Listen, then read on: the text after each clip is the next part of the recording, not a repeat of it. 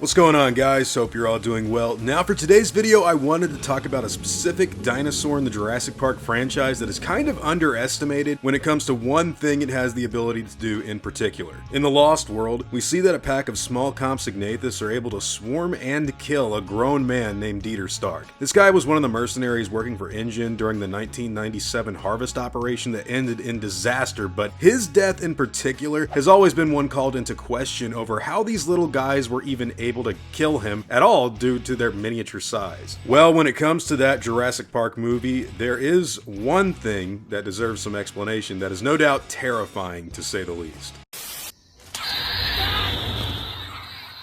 So I'm going to be straight up with those of you who have already read the novels, because this video is going to be going over material that you already know full and well, but when it comes to casual fans who don't really have as full of an understanding of the material, I'm sure this is going to be pretty cool. So in the Lost World Jurassic Park, the whole concept of a pack of Compys killing someone has been a slight criticism against the film for years now, with many audience members wondering just how exactly a grown man would even let them do that to him to begin with. I mean, there may be a lot of them, but this guy is throwing them off and running away fairly easy, so how exactly did they kill him anyways? It's not a gigantic critique, but it is something that's been in the back of people's minds for years. Unfortunately, the Compsognathus' most deadly attribute was left out of any exposition in the 1997 movie. However, it was confirmed to be in the film canon in Camp Cretaceous, of all things, which means that they are indeed possessing this deadly attribute with every little bite they give to their prey. So Michael Crichton's Jurassic Park books make it very clear that Compys are among the most scary animals on the island due to their narcotic venom. One bite being delivered by these little guys may come with some sharp teeth that tear a bit of your flesh and even make you bleed, but what really does their prey in happens to be an eerie, dreamlike state that flows over you once you've been bitten.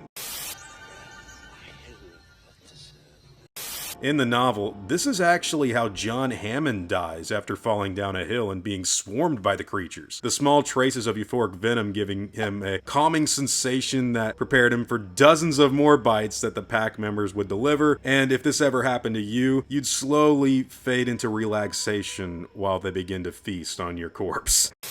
Listen, Compys. Of course, if you're full aware of what's happening to you, it can be terrifying, and not just that, but being left alone in the middle of the woods on Isla Sorna sounds like a place you really don't want to be when a group of them are following you and won't leave you alone. So when Dieter Stark began to be bitten by the Compys, they drew blood rather quickly, but it wasn't really that big of a deal in the grand scheme of things. I mean, in his perspective, you gotta look back. It's way easier to just get attacked by these rather than something like the T-Rex that Roland Timbo was after, or anything that they came across in the game trail. Those were considerably bigger. Still, that narcotic venom would go to work pretty quickly once a man has been bit. So the adrenaline would get flushed away and replaced with a sense of euphoria over your mind and sleepiness coming onto you, which can be extremely unnerving with a pack of the animals hopping around at your back while you desperately try to find your group and get back to safety. If you're lost in the woods with a group of ravenous little dinosaurs waiting to tear you apart, and you're beginning to feel sleepy, alone, might I add, you're probably going to start to panic, and not have as much energy to get away as you'd think, which seems to be what happens to Dieter Stark as he freaks out and falls into a ravine to try and get water before returning on foot. You gotta imagine, it's already taken effect. He didn't get bit just once, it was quite a few times, so that little one jumping on his back and getting at his face is, oh man, that's not something that you want to have happen to you.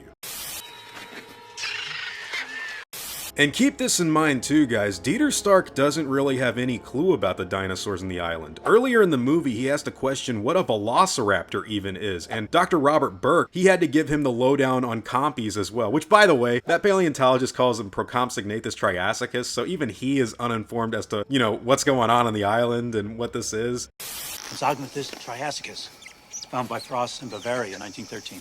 Engine handlers that actually worked for Jurassic Park don't seem to be on the payroll for this harvest expedition, with even Roland Timbo not knowing how to pronounce dinosaur names. And once that venom began to work its effect on Dieter in the middle of the island with no help in sight, dizziness falling over his mind, little green murder beasts on his tail, well, I'm sure you can imagine he wasn't having a good time.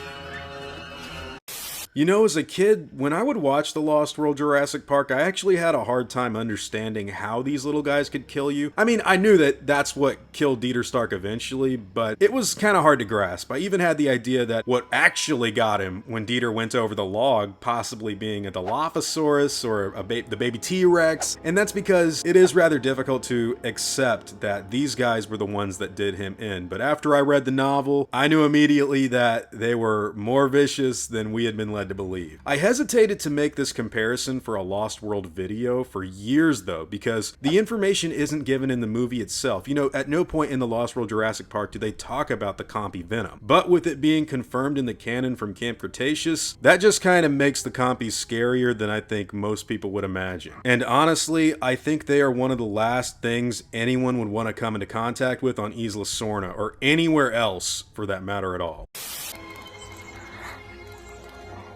Anyways, guys, those are all just my own thoughts and opinions on the Compsognathus and the Lost World Jurassic Park, how they killed Dieter Stark, and why you wouldn't want that to happen to you. Now, I know this isn't mentioned in the film, like I said, but it is mentioned in other material in the movie series, and it was a big point in the novel. I would actually really love something to go over this material in the future, because it's scary, man. You wouldn't expect those little guys to be as vicious or even as terrifying if they would attack you in real life. You'd be like, ah, just kick them off of me or something, but no. No. You would not want to be falling asleep and feeling like you're in a very euphoric daze when they're ripping pieces of flesh from your body and you're watching it happen. So with all of that being said, Dieter Stark's death's one of the best in the Lost World Jurassic Park. Really like it. Actually one of the best in the series in my opinion. And I'd like to kick it to all of you guys. What do you think about this scene, the Compys and the Jurassic Park series in general, and what they could do for the future? Now, whatever those thoughts and opinions happen to be, I'd love to hear all about them in the comments down below. Now before I go, I'd like to thank all of my game wardens and engine executives, as well as all of my park workers and engine hunters as well. You've all helped my channel immensely, and I'm incredibly grateful for all of that support. Now I'd like to thank you all for watching today's video and hope that you enjoyed the content. If you feel like I deserve it, I'd appreciate the like and hope that you all consider subscribing. I'll see you all in the next video, guys, and as always, take it easy.